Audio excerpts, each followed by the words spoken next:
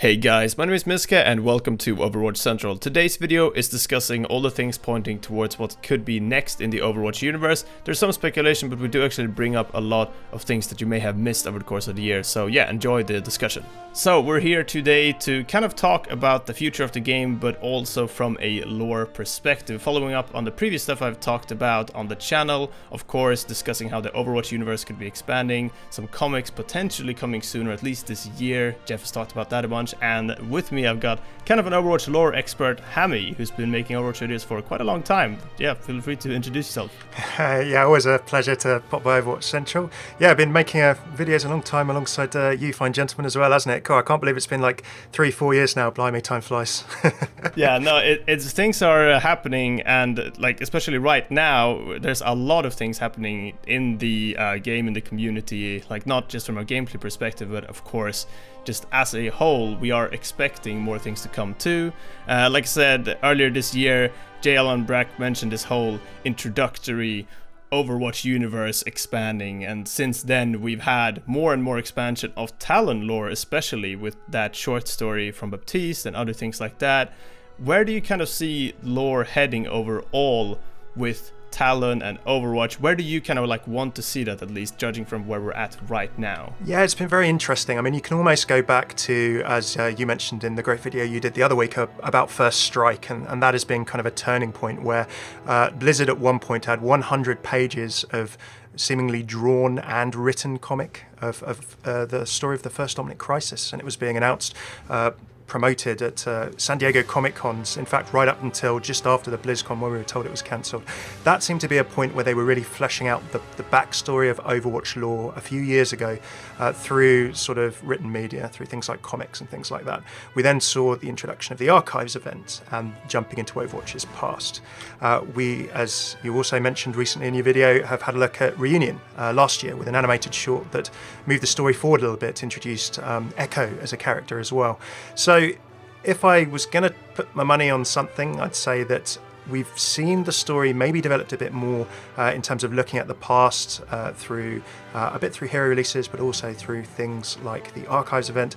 Maybe, just maybe, if there's going to be something introduced, as you said with the J. Allen Brack article, if there are going to be other ways of telling the Overwatch story or expanding the Overwatch universe in other games, maybe it's going to look a little bit forward. Maybe we're going to move forward from the present day. Yeah, I mean, for sure. That's, I think, what everyone's hoping, because I remember before Reunion, a lot of people were pointing out how since Infiltration, the first BlizzCon animated short with Sombra and that reveal, the story hadn't really actually moved forward a bunch. I think if you check a lot of Overwatch timeline stuff, you'll see that some of the last few events was basically Infiltration and then a couple other things and then Reunion, and that's pretty much where we're at. So it'd be really cool to see it actually move forward, and that's something that obviously some people have wanted with Archives of events, like to try and bring the backstory a bit sort of more into things that can be connected with current happenings. I think the most recent thing that people have really been looking at a lot and still are is of course that Omnic Predator bot, as some are calling him, at the end of that Archives animation. That's really where I want to see them move into now. You have characters like Echo and Sojourn and that Predator bot dude and Maximilian, a lot of cool characters that even some have 3D models, like full 3D models in game even, that haven't really been brought in. Out of those characters there, like what do you see us like hearing about first? Because they have already said that Echo's kind of going to be a hero. They said that Sojourn has been in development to some degree as like a character, at least for the universe, since like 2014, I believe, or 2015. So a long time too. Like, what characters there are you like most kind of hyped about? At least like which ones would you like to see come out more? I'd love to. Well, I think Echo's introduction and the fact that if they've followed on, and you have this thing in the Overwatch universe where, and I've been excited by it, hyped by it myself in the past, and every single new person you see, every single thing you think, oh, wouldn't it be cool if this person was a playable hero. I think one thing that I've kind of personally got myself around to is that if you're developing a world, a universe, and let's not forget that Blizzard with Warcraft, Starcraft, Diablo, a lot of Overwatch players new to Overwatch haven't seen or gone into these universes, but these are like 10, 15 years old, and Blizzard have been writing lore and trying to build these universes. Sometimes they've done some awesome things, sometimes they've tied themselves up in knots a bit, but if you're trying to keep a story consistent over 10, 15 years, you are probably going to tie yourselves up in knots a bit at some time, right? I look back at some of my videos from like a couple of years ago and think, oh Christ, it was hard to stay consistent sometimes, even with other things. But with all of those cool people, I'd love to see Echo. I think Echo's a really interesting one because you can use her or them to basically really try and sort of delve a bit into what they were in Overwatch in the past. And why is McCree saying, as he said in Reunion, they want me, but they need you. Getting the band back together. They want me, but really, they need you. So she's a very, very cool one. Sojourn, we got a few cool little voice lines in the Storm Rising event, sort of her talking with Genji about the nature of being cybernetic. What's the story? We obviously saw her in the Ana Origin trailer, and she was being referred back to then. And then obviously we see her now slightly augmented, slightly cyborg, cybernetic form now. So an interesting story to be told there. Omnic Predator, guys, as you label him, very interesting one. I mean, everyone takes a look at him and sort of says, okay, maybe he's got a bit of purple. Is he null sector? It's weird because he comes up in archives. So we have to remember that Storm Rising is still, if we're saying we've got Infiltration, we've got Reunion, still the events of Storm Rising are still like sort of ballpark 6-7 years ago or so in the timeline. So it's interesting. What have they been up to since?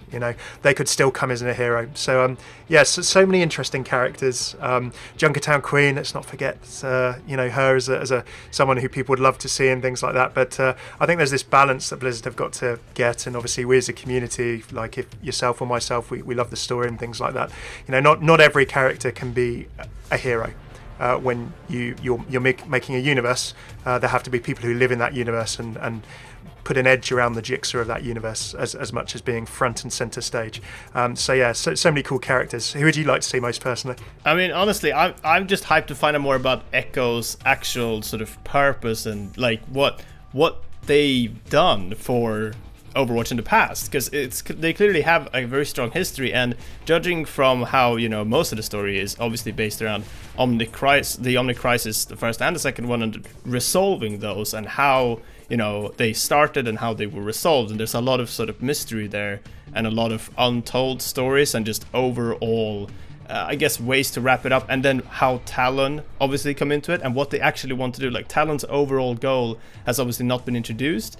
And I feel like since there has been so much stuff about the Omnic Crisis, Echo could very well tie into how the Omnic Crisis was resolved or played out, and have played a major part there. And because of that, is a major part in tackling whatever it is that Talon are planning. I think that would be really awesome if there's a very strong connection between those, and Echo becomes almost like a main phase of Overwatch, as like I wouldn't really say a weaponized Omnic, but almost like a sort of extremely centerpiece to that whole game.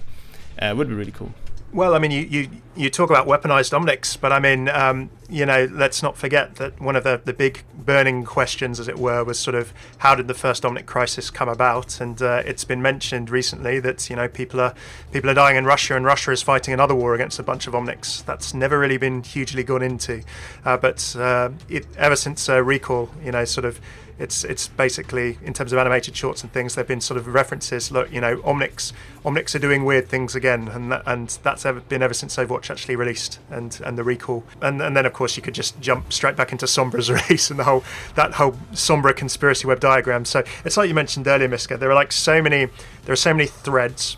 And then I think the Blizzard team, when they've been writing this story, and as you mentioned, what could be coming up, and what could be coming up in terms of not only a new Overwatch game, as you said from that J. Allen Brack sort of quote, a new Overwatch game or a new Overwatch experience, expanding this whole universe. I mean, that's the thing, right? Because obviously I would love to see a new game, and just as like a fan, but even if you look at it from what Blizzard have been doing in the past, a new game makes so much sense for what they are sort of wanting to tell. And that's where I really want this new game to come in. And if the sort of rumors about it being a very PvE focused Left 4 Dead almost style game, I think it would be perfect bringing in a very, I guess you could say, modular type of game, where you have an initial set of missions, an initial storyline, and then from there Blizzard can add small story expansions or something along those lines to this new separate game. So you have Overwatch, the lore PvE story only progressing the story game, and then you have the current game Overwatch, which is a competitive online PvP shooter. And that's That's where I want to see it go, for sure. Yeah, so in terms of other ways of sort of experiencing Overwatch, I mean, what you mentioned there, I mean, the Jason Schreier article at Kotaku, he does some really good and has done very good, very well-sourced investigative journalism for a long time. And the fact is that when he's put articles out about stuff, people haven't been coming after him with lawsuits. So, not being funny, but if you're writing rubbish, then quite likely there's going to be some legal action against you more often than not. So I do think that if it's a Left 4 Dead style PvE, player versus entity, if you're not familiar with that, more like the Archives kind of thing, and Left 4 Dead was a fantastic game. Let's not forget that Left 4 Dead had a narrative of, effectively, survivors are trying to outrun zombies and get to the chopper before they get overwhelmed by everything. And there was cool stuff. Let's not forget that Left 4 Dead had voice lines and interactions and things as well. The survivors and heroes would have back and forth. There'd be little cinematics. They'd be talking to each other constantly in little dialogues as the mission went along. And, I'm sure that Overwatch, even the in-game interactions in Overwatch, they've taken a look at Left 4 Dead and things like that. So that could work really well. And whatever this game is, whatever this new thing is, whenever we see it, maybe it's going to be at Blizzcon this November. Whatever it is, we should still sort of remember as well that there are many other cool ways and many other cool games that people would really appreciate.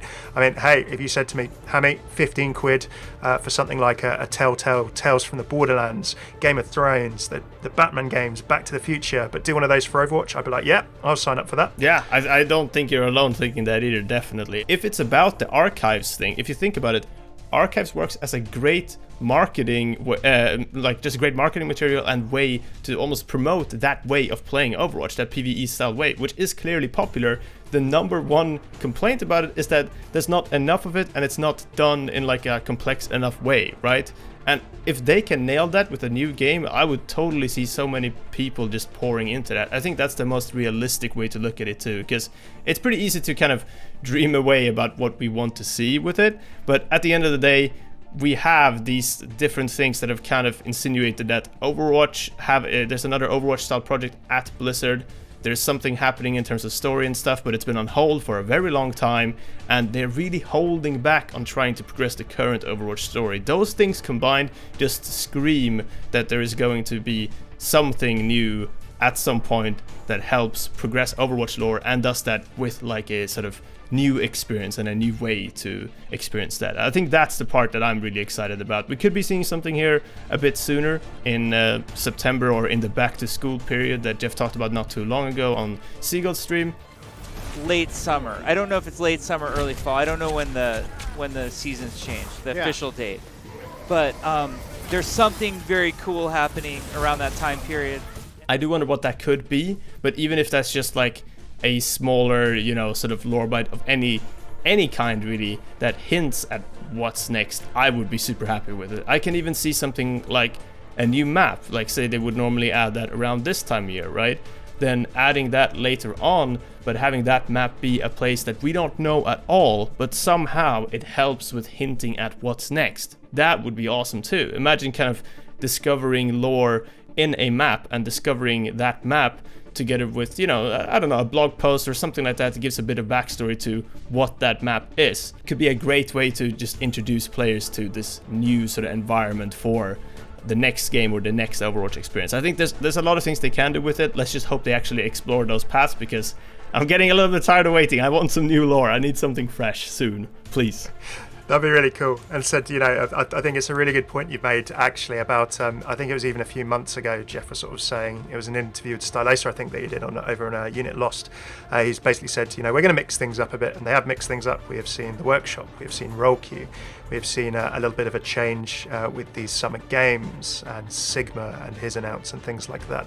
So everything you just mentioned, you're saying, right, okay, back to school period that Jeff talked about, map in September things. Obviously, you've been able to kind of write on your calendar roughly the weeks when heroes would be teased, announced for the last 3 years. And I think that if something is going to be happening, BlizzCon could be a very good time to announce it. And if that's going to happen, let's not forget, Blizzard aren't at Gamescom, of course, this year. They did do the Busan event last year to talk about the new map, and Shooting Star, the animated short. So there is a very, very good chance, what you mentioned about sort of September and back to school, a good chance I feel that they're going to do something a bit different again. And I would not be surprised if, you know, we don't see an animated short or map maybe in August. You know, we've seen those for the last couple of years. Maybe that's going to change. And as you just mentioned, maybe with this back to school, we're gonna see sort of something then around sort of the September period. And hey, what did you say to me earlier? It was like, it's already been a month since Sigma started being teased and things like that. We're already, you know, only a couple of months from BlizzCon. So I think one thing's for sure, whatever we're going to find out about, Blizzard have been hiring people slowly for the last few years. They've had 2 new writers on the team over the last sort of year and a half or so. There have been other postings hiring for different positions. And then obviously the news we've had in 2019 and similar. I think everything you've mentioned, even with the comics, I wouldn't be surprised if we see that because things have been a little quieter on the lore for a while, we've had the short stories like Bastard, and similar, sort of filling in gaps and talking about a bit about the present day and referring to the past.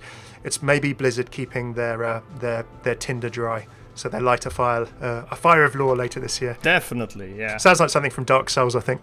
Yeah. Yeah, I mean, that does feel like it is what's happening. The stars are kind of aligning slowly, and we're just getting ready for the sort of next chapter of it all, because it certainly has happened with Overwatch as we currently know it, but yeah, with the extreme interest from Blizzard to express that in other mediums and just have that Overwatch experience in other ways. I'm sure we'll see something at some point, and it could be as soon as just in 1 or 2 weeks, honestly, because of that whole back to school announcement that Jeff talked about. And yeah, I really hoping that we get something that goes more on the story side then. But yeah, until then, thank you very much for coming by, and yeah, it's been fun chatting about lore. Yeah, massive. Thanks for popping by as well. Yeah, always a pleasure to chat with you chaps as well. Yeah, and where can people find you as well, of course, on your YouTube channel? Feel free to plug anything you want. Oh, awesome. Yeah, well, pop on over to, if you look for Hammeh Lore or Hammeh Overwatch, my YouTube channel is just called Hammeh. So yeah, you can see a little bit about Overwatch lore and interactions and voice lines, and sort of analysing everything from animated shorts, comics, blog articles, and just everything to do with Overwatch and the world around Overwatch, really. So yeah, do pop on by over there. Be great to see you. Awesome. Yeah, I'll link that in the description and top comment as well. And that's everything for today's video. Thank you very much for watching. Definitely go and check out Hammeh's channel. He makes some really good lore content, and he's going to be having some more content coming up very soon. Alright, thank you for watching, and we'll see you guys next time.